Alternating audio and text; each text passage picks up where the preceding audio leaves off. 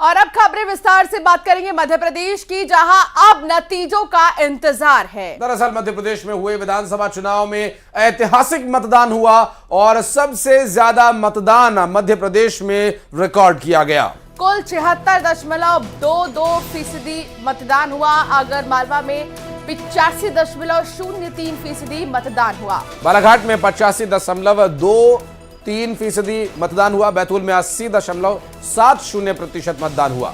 छिंदवाड़ा में 82.80%, देवास में 81.22% मतदान, डिंडोरी में 82.51% मतदान हुआ है। हरदा में 81.89% मतदान। तो वहीं मंडला की बात करें तो 82.08% मतदान हुआ। मंदसौर में 83.28% मतदान हुआ। नर्मदापुरम में 81.85% मतदान लोगों ने किया।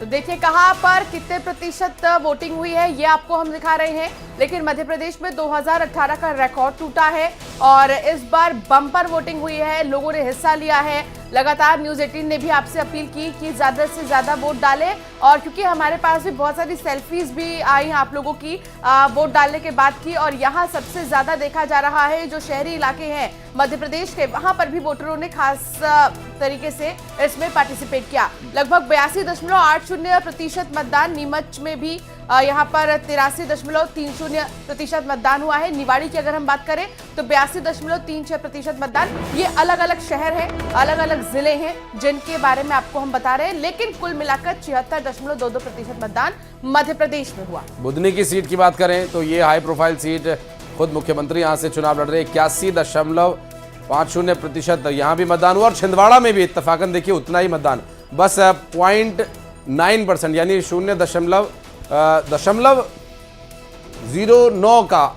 जो अंतर है वो है 81.50 81.59% मतदान छिंदवाड़ा और बुधनी में क्रमशः हुआ है।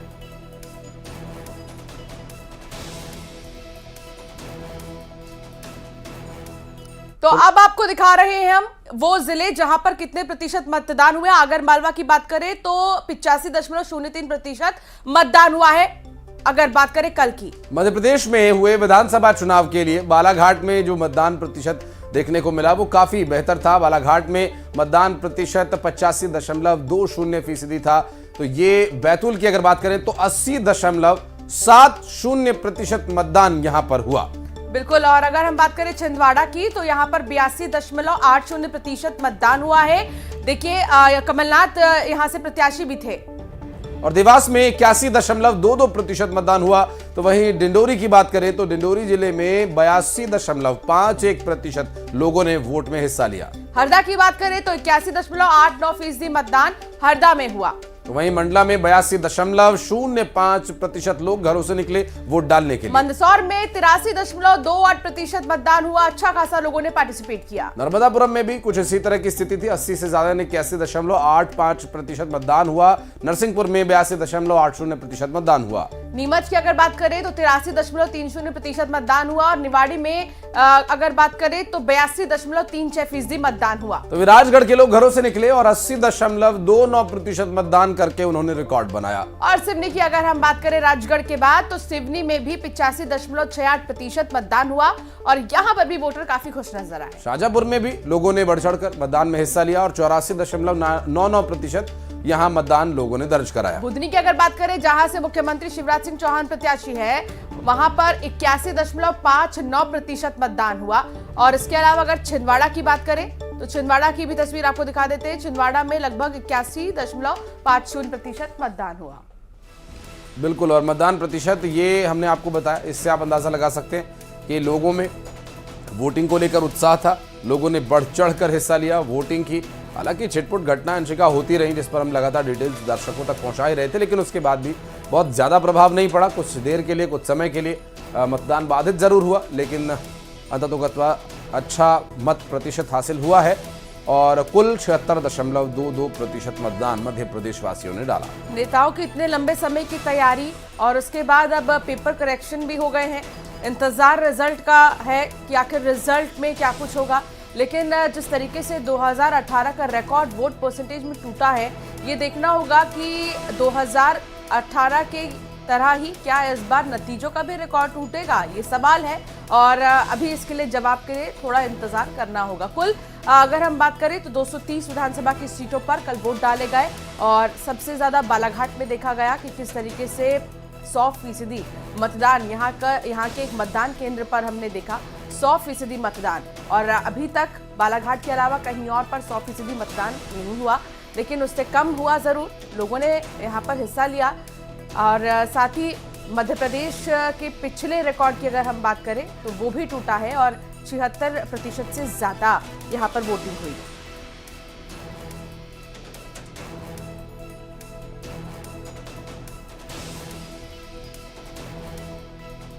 तो बुधनी और छिंदवाड़ा के वोटिंग परसेंटेज की अगर अंशिका बात करें तो बहुत ज़्यादा फर्क नहीं है। देखिए, बुधनी में जो मतदान हुआ है वो 81.59% मतदान हुआ है, जबकि छिंदवाड़ा में 81.50% मतदान हुआ। अंतर देखिए कितना है, 0.09% अंतर दोनों ही के बीच है। और जो छिंदवाड़ा सीट है, जो बुधनी सीट है, उसमें ये अंतर देखने को मिल रहा है। शैलेंद्र हमारे सहयोगी इस वक्त हमारे साथ जुड़ रहे हैं, बात करेंगे उनसे। शैलेंद्र, रिकॉर्ड तोड़ मतदान हुआ है और मत प्रतिशत बढ़ा है ज़्यादातर जगह। बालाघाट में तो बेहतरीन मतदान लोगों ने किया। अब बस 3 तारीख का इंतजार है। किस तरह का मूवमेंट अभी दिखाई दे रहा है? बिल्कुल आपने ठीक कहा कि लोकतंत्र के इस महाउत्सव में लोगों ने कल बढ़ चढ़कर हिस्सा लिया है। खासकर अगर जहां मैं अपनी बात करूं तो जिस इलाके में मौजूद था, कई कुछ जगहों पर जो है वो छुटपुट हिंसाएं हुई। उसके बावजूद भी देखने में आया कि मध्य प्रदेश में मतदान को लेकर लोगों में गजब का उत्साह दिखा। शहरी इलाके तो कम उत्साहित थे, लेकिन ग्रामीण इलाकों में बहुत ज्यादा उत्साह देखने को मिला। सुबह 7 बजे से ही लोग मतदान करने के लिए पहुंचे थे और ये प्रक्रिया जो है, भले ही 6 बजे मतदान थमना था, लेकिन कई पोलिंग बूथ ऐसे थे मध्य प्रदेश में जहां पर मतदाता मौजूद थे और 7 बजे से लेकर 8 बजे तक भी वहां पर मतदान होता रहा। अगर पिछले साल की तुलना में करें तो इस बार जो है मत प्रतिशत बढ़ा है, यानी लोगों ने अधिक मतदान किया है। हालांकि दोनों राजनीतिक दल ये दावा कर रहे हैं कि बढ़ा हुआ मतदान प्रतिशत उनका है, लेकिन ये मतदान प्रतिशत किसका है ये आने वाली 3 तारीख को पता चलेगा। बिल्कुल 3 तारीख को तो ये पता चलेगा कि आखिर किसके लिए सबसे ज्यादा वोट पड़े हैं। लेकिन एक सवाल ये भी शैलेंद्र कि जब भी वोट परसेंटेज ज्यादा हुआ है तो नुकसान किसका हुआ, इतिहास क्या कहता है? देखिए, 2 फैक्टर काम करते हैं कि अगर ज्यादा अगर मतदान हो रहा है तो ये माना जाता है कि सरकार के खिलाफ जो है वो लोगों में आक्रोश है, वो काम कर रहा है। लेकिन जो बीजेपी के नेता है उनका ये दावा है कि ये आक्रोश नहीं है, बल्कि ये उनकी जो योजनाएं हैं उनका प्रतिसाद है कि लोग उन योजनाओं को एक्सेप्ट कर रहे हैं और अधिक से अधिक मतदान कर रहे हैं। लेकिन जो जानकार ये बताते हैं कि जब जब मतदान प्रतिशत बढ़ा है तो वो सरकार के खिलाफ गया, यानी एंटी इनकम्बेंसी का जो वोट है वो ज्यादा पड़ता है। जो कि जिस तरीके से मैंने कहा कि ग्रामीण इलाकों में बड़ी संख्या में जो लोग हैं वो वोटर्स निकल कर आए थे और लंबी लंबी लाइनें लगाकर वोट दिया। हालांकि जो शहरी मतदाता है वो थोड़ा सा उदासीन जरूर दिखा है। कई पोलिंग बूथ ऐसे थे जो आदर्श पोलिंग बूथ जिन्हें बनाया गया था, लेकिन उसके बावजूद भी मतदाता जितनी संख्या में वहां पहुंचने चाहिए थे उतने नहीं पहुंचे हैं। हालांकि अब जो मध्य प्रदेश के तमाम जो दिग्गज है या 230 विधानसभा को जो प्रत्याशी है उनकी किस्मत ईवीएम में कैद हो चुकी है। 3 तारीख को सुबह जब मतगणना शुरू होगी और धीरे धीरे करके जब सूरज चढ़ेगा उसके बाद स्थिति साफ होगी कि ये बढ़ा हुआ मतदान जो दावे और वादे कांग्रेस और बीजेपी या दूसरे अन्य राजनीतिक दल कर रहे हैं, आखिर किसके दावों में कितनी सच्चाई है, जनता ने आखिर किसका साथ दिया है। बहुत शुक्रिया शैलेंद्र जानकारी साझा करने के लिए। तो ये देखना होगा कि आखिर 3 दिसंबर को रिजल्ट्स में क्या कुछ नया होगा। बहुत शुक्रिया आपका। फिलहाल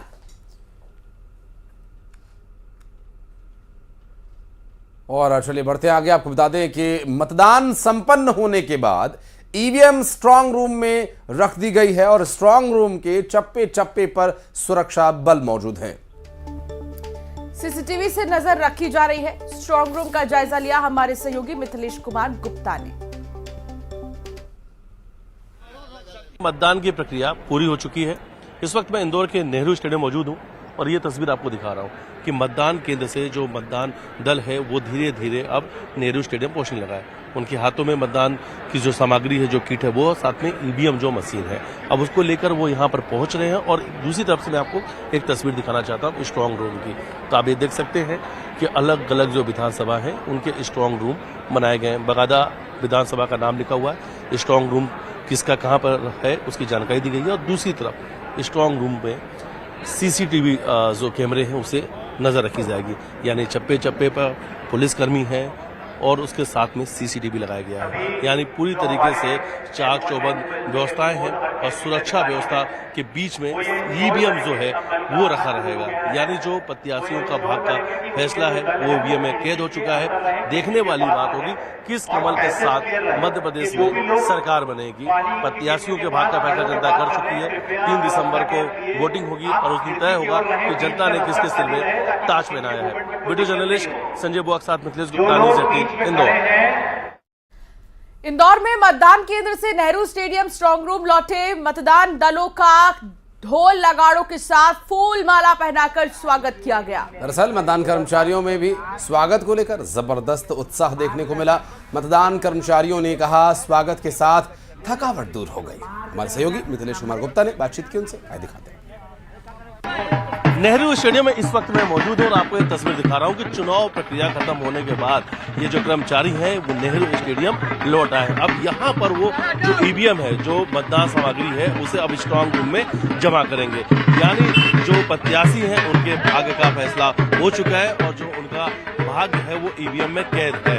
3 दिसंबर को उनका जो भाग्य का फैसला वो खुलेगा और उस दिन ये देखने को मिलेगा, यानी उस दिन तय होगा कि किन प्रत्याशियों को जनता ने चुना है। फिलहाल ये तस्वीर हम दिखा रहे हैं आपको कि जो कर्मचारी हैं अब वो लौट चुके हैं और ये देखिए हाथों में ईवीएम है और इसी में प्रत्याशियों का जो भाग्य है वो कैद है। देखने वाली बात होगी किस कमल के साथ मध्य प्रदेश में सरकार बनेगी, चाहे बीजेपी या वो कांग्रेस। ये आने वाला समय होगा जब 3 तारीख को रिजल्ट आएगा। लेकिन ये तस्वीर हम आपको दिखा रहे हैं नेहरू स्टेडियम की। एक तरफ ढोल नगाड़े बज रहे हैं, ढोल नगाड़े के साथ में इनका स्वागत किया जा रहा है और ये तस्वीर देखिए फूल माला के साथ स्वागत किया जा रहा है। बिल्कुल पहली बस है जो मतदान संपन्न करा के आई है, उनके लिए स्वागत है। बिल्कुल इनका वेलकम किया है, इनको अच्छे से तारीफ, इनका मॉरल बूस्टर होता रहा है। अच्छा, आप लोगों को चलिए से बातचीत करने का प्रयास करेंगे। ये तस्वीर दिखा रहे हैं कि देख सकते हैं कि आप चेहरे मुस्कुरा रहे हैं क्योंकि लोकतंत्र का जो सबसे बड़ा उत्सव है उसकी पूरी प्रक्रिया करके लौट रहे हैं। और ये देखिए इनसे बात भी करेंगे। भाई साहब कितनी खुशी है? बहुत बढ़िया, बहुत। इससे पहले भी हम पहली बार आए थे, इससे अगला चुनाव हुआ था उसमें भी पहली बार आए। तो ये तस्वीर हम आपको दिखा रहे हैं, अभी आप देख सकते हैं। और इस बीच जबलपुर से एक बड़ी खबर। कांग्रेस नेता की पिटाई का मामला। कांग्रेस के पूर्व पार्षद नरेंद्र सिंह पांधे के बीच सड़क पर उनके साथ मारपीट हुई। कांग्रेस के कार्यकर्ताओं पर ही मारपीट का आरोप लग रहा है। मदन महल दशमेश गेट के पास हुई मारपीट। बाइक पर एक महिला के साथ पांधे जा रहे थे, बाइक से गिराकर 6 से 7 युवकों ने मारपीट की है। सोशल मीडिया पर अब ये वीडियो भी वायरल हो रहा है। और ये देखिए, ये दरअसल वही वीडियो अंशिका अपने दर्शकों को दिखा दे। टीवी स्क्रीन पर आप देखिए, एक महिला के साथ वो बाइक पर जा रहे थे और उन्हें बीच सड़क पर गिराकर जबरदस्त उनके साथ मारपीट की गई। ये देखिए किस तरह से यहाँ पर बीच सड़क पर ही मारपीट उनके साथ की जा रही है। सोशल मीडिया पर जबलपुर से सामने आई वीडियो वायरल हो रहा है। पूर्व पार्षद नरेंद्र सिंह पांधे के साथ ये मारपीट का मामला। पवन पटेल हमारे सहयोगी इस वक्त फोन लाइन पर है। पवन, ये क्या कारण रहा कि ऐसे सड़क पर एक व्यक्ति के साथ मारपीट की जा रही है और ये नेता बताए जा रहे हैं, पूर्व पार्षद बताए जा रहे हैं? जी बिल्कुल, ये एक ऐसी घटना है जिसमें सभी को चौंका दिया है क्योंकि एक ही दल के 2 पक्ष जो है वो आमने सामने आ गए, जिसमें एक पक्ष के 6-7 लोगों ने कांग्रेस के पूर्व पार्षद के साथ मारपीट की है। उम्र दराज हैं और जो युवक हैं जो मारपीट कर रहे हैं वो काफी युवा हैं। तो ये कारण स्पष्ट नहीं हो पाया है क्योंकि राजनीति से जुड़ा मामला है। और कल शाम को तकरीबन 5 बजे की ये घटना है जब मतदान चल रहा था और मतदान केंद्र के पास में ही ये मारपीट हुई है। हालांकि अभी तक किसी भी पक्ष की तरफ से पुलिस में FIR की जानकारी भी नहीं आई है और मामले को शांत करने की और समझौता कराने की कोशिश की जा रही है। लेकिन ये वीडियो जब से सोशल मीडिया में वायरल हुए तब से कांग्रेस की छवि भी जो है सवालों में है। दूसरी तरफ जो सुरक्षा व्यवस्था थी वो भी सवालों के घेरे में है क्योंकि शहर भर में चप्पे चप्पे पर पुलिस तैनात थी। तो बहुत उसके शुक्रिया बाद पवन, भी जानकारी साझा करने के लिए। तो ये मारपीट की तस्वीर आप देख रहे हैं, किस तरीके से मारपीट का मामला सामने आया है। पूर्व पार्षद नरेंद्र सिंह पांधे के साथ मारपीट हुई है और 6-7 युवक आते हैं और पीटने लगते हैं।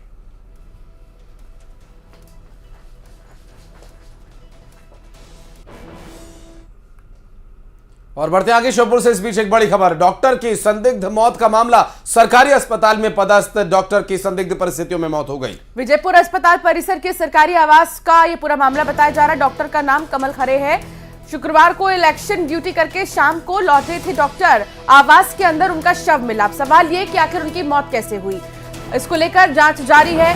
संदिग्ध परिस्थितियों में मौत से कई सवाल उठ रहे हैं।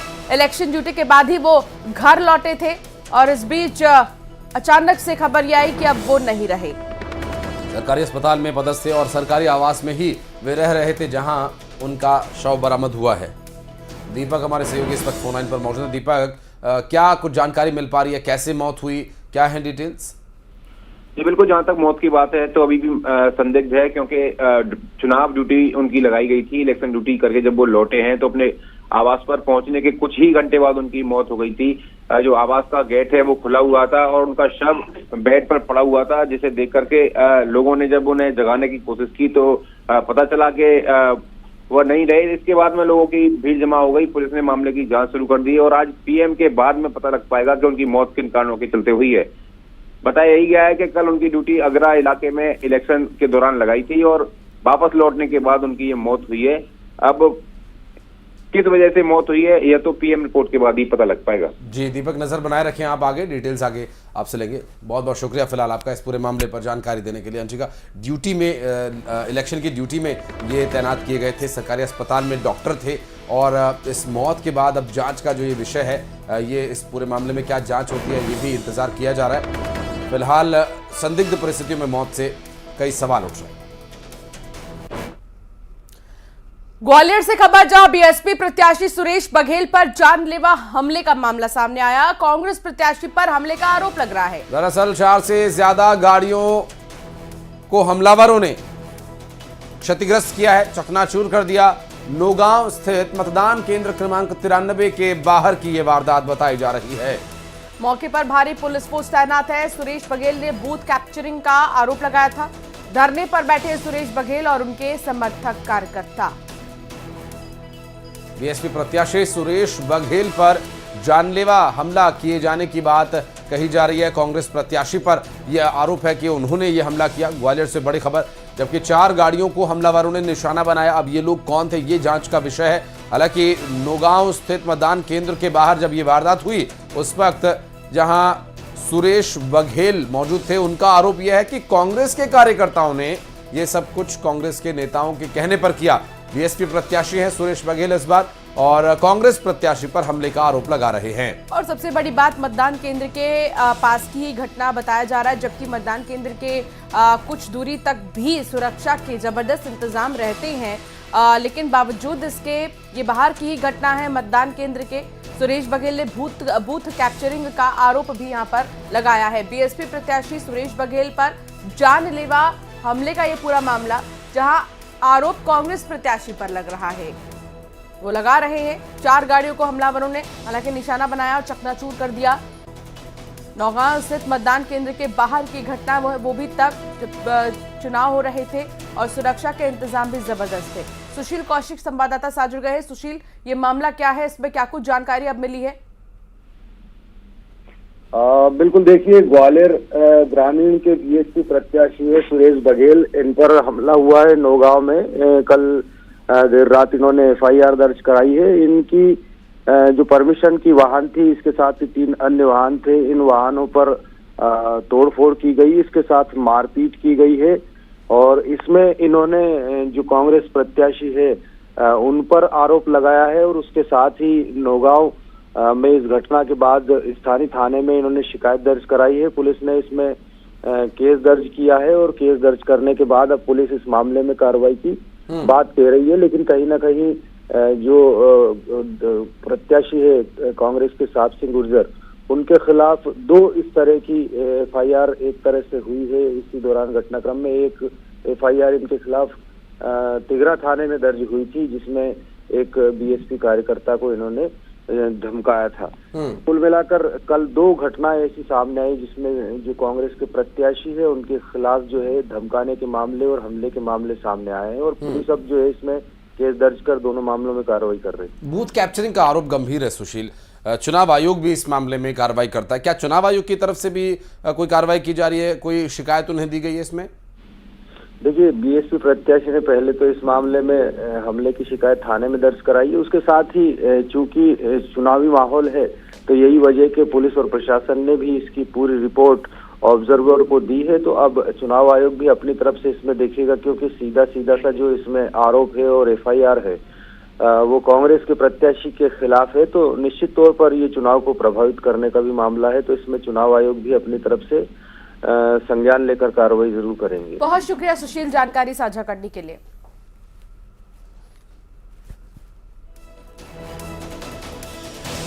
ये देखिए वो तस्वीरें हैं उस वक्त की जब वहां मारपीट हुई, 4 गाड़ियों को तोड़ फोड़ कर क्षतिग्रस्त कर दिया, उनकी गाड़ियों के कांच तोड़ दिए गए। उस वक्त की ये तस्वीरें हम आपको दिखा रहे हैं। और अब एक न्यूज़ 18 नेटवर्क स्पेशल इस वर्ल्ड टॉयलेट वीक पर हम आपको दिखाते हैं। हम एक ऐसे मुद्दे को उठाने जा रहे हैं जो वैश्विक स्तर पर अरबों लोगों को प्रभावित करता है, जो कि स्वच्छता का संकट है। याद रखें, हर एक कदम चाहे वो कितना भी छोटा क्यों ना हो, SDG 6 2030 तक सभी के लिए सुरक्षित शौचालय और पानी को प्राप्त करने में योगदान दे सकता है। आइए देखते हैं इसी बारे में न्यूज़ 18 नेटवर्क का एक विशेष संदेश। Modern society has made our lives so simple. तो फिर बीमारी से फ्री रहना इतना डिफिकल्ट क्यों है? Could the culprit be hiding in your toilet? एक अनहाइजीनिक टॉयलेट सैकड़ों जर्म्स का घर बन जाता है और इनसे फैलती हैं बीमारियां जो महिलाओं को और बच्चों को सबसे ज्यादा इफेक्ट करती हैं। Thankfully, keeping toilets clean is simple. Toilet को यूज करने के बाद फ्लश करना simple. Close the lid before you flush it. Simple. और टॉयलेट को यूज करने के बाद हाथों को सोप से वॉश करना सिंपल।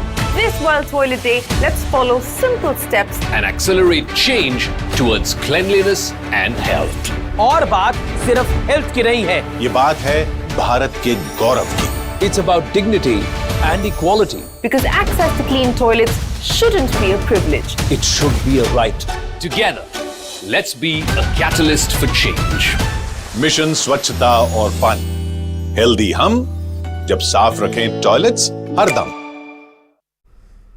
तो ये संदेश है सभी लोगों के लिए और इस पर अगर थोड़ा अमल करेंगे, थोड़ा ध्यान देने की जरूरत है बस, और कुछ ज्यादा अलग से करने की आवश्यकता नहीं है। और यहां रुक रहे हैं एक छोटे से ब्रेक के लिए। आप बने रहिए हमारे साथ।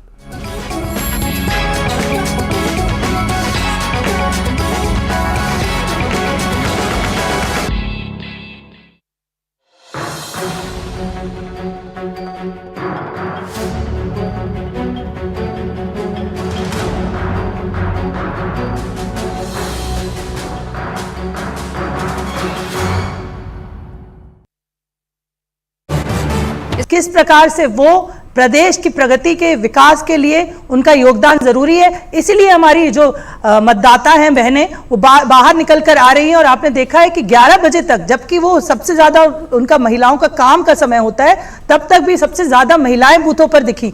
तो ये सिर्फ लाडली बहना जैसी हमारी जो शुभंकर योजनाएं आ रही हैं, हमारे जो माननीय मुख्यमंत्री जी ला रहे हैं, जिससे हमारी बहनों को समझ में आ रहा है कि प्रदेश के विकास के लिए उनका विकास बहुत ज्यादा जरूरी है। और इसीलिए वो जाकर मतदान कर रही हैं। और अभी आप देखिएगा 5 बजे तक जब मतदान होंगे तो सबसे ज्यादा अगर इस बार परसेंटेज किसी का होगा तो वो हमारी लाडली बहनों अर्थात महिलाओं का होगा। बहुत अच्छी बात। महिला वोटर सबसे ज्यादा बढ़ चढ़ कर आगे हिस्सा लेंगी इस मतदान में। वंदना जी, इसमें एक और एड ऑन करना चाहिए कि लाडले जो युवा हैं उनका रोजगार वो एक लिए आपके लिए बड़ी चुनौती बना रहा। इसके अलावा जो लाडले कर्मचारी हैं जो चयनित होकर नियुक्ति की राह देख रहे हैं, उनकी भी चिंता होनी चाहिए थी। जी देखिए, भारतीय जनता पार्टी की सरकार को वोट क्यों दिया जाना चाहिए, मैं आपको बताना चाहूंगी। लाडली लक्ष्मी के भविष्य के लिए, लाडली बहना के आत्मनिर्भरता के लक्ष्य के लिए, संबल की बहाली के लिए, गेहूं धान की भाव में उछाल।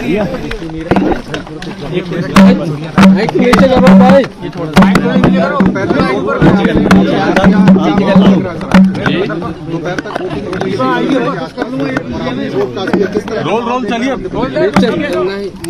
ये किसका कैमरा है? तब मुंह में बिल्कुल पीछे करो। पूरे प्रदेश में कैसे करेगा यार? पूरे प्रदेश में बदलाव की लहर है। धन्यवाद। ज्योतिरादित्य सिंधिया जो इस वक्त नजर आ रहे हैं, ज्योतिरादित्य सिंधिया बीते कई दिनों में आपने देखा होगा जब वो प्रचार प्रसार करते बीजेपी के लिए नजर आए थे, जमकर वो कांग्रेस पर उन्होंने निशाना साधा था। ज्योतिरादित्य सिंधिया ने 2018 में किंग मेकर की भूमिका निभाई थी और अब वो फिर एक बार चुनावी मैदान में है। पिछली बार से इस बार काफी कुछ बदल गया है। महाराज अब शिवराज के साथ हैं।